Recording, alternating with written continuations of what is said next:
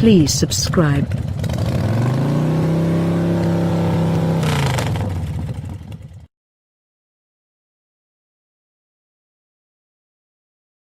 Aston Martin is entering a new era following its tie-up with Daimler. Its incredible Valkyrie hypercar and motorsport-inspired AMR sub-brand variants, but it's not lost sight of what it is best.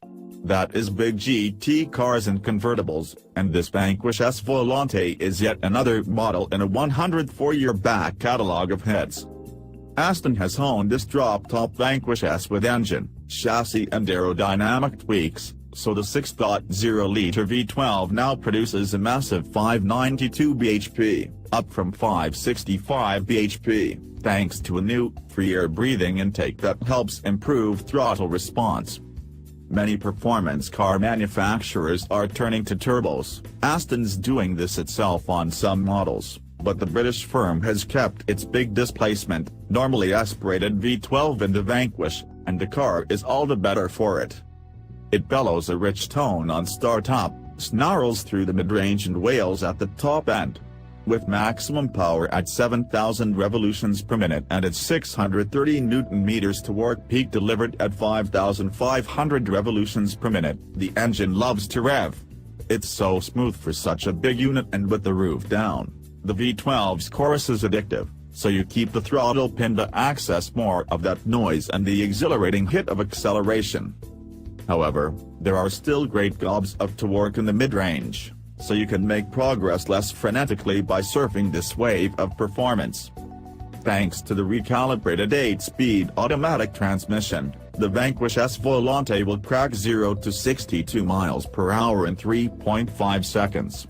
A claimed top speed of 201 miles per hour, roof up, is impressive for a convertible, too.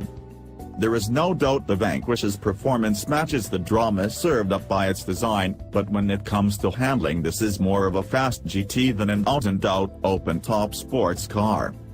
The steering has real weight to it compared with a Ferrari California T's or Mercedes AMG GTC Roadsters, and it's slower with it.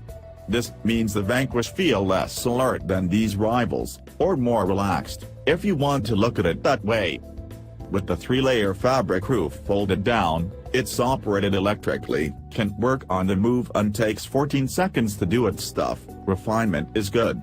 It's not too blustery in the cabin, even at faster speeds, and if you do keep the soft top in place, there's only a bit of wind whistle from around the doors. Removing the roof means there is a noticeable but small amount of wobble through the Volante's structure on a corkscrewing B road, but it's livable and doesn't affect the dynamics too badly. The softer damper mode is nicely tuned for British roads and allows just the right level of vertical body movement to absorb bad surfaces without the body control getting too wayward. Alterations to the dampers and spring rates give the Vanquish a slightly sharper edge in the chassis sport mode, but the difference isn't quite as pronounced as you might think. That's a good thing, because even in this more focused setting, it means the Aston doesn't feel overly firm, and the ride and handling balance aren't corrupted as a result. In combination with the aforementioned steering, the 8-speed gearbox adds to the easy, unruffled feel on the move. The box is relaxed and smooth in auto mode, and while manual shifts aren't as quick as the best dual-clutch boxes out there, the Vanquish doesn't jerk between changes. There's a nice throttle blip on the way down the ratios, too. So as long as you don't drive the Volante expecting it to be a hyper-alert sports car, you won't be disappointed. This is a big, refined and relaxing convertible grand tour that boasts electrifying pace and a huge level of character.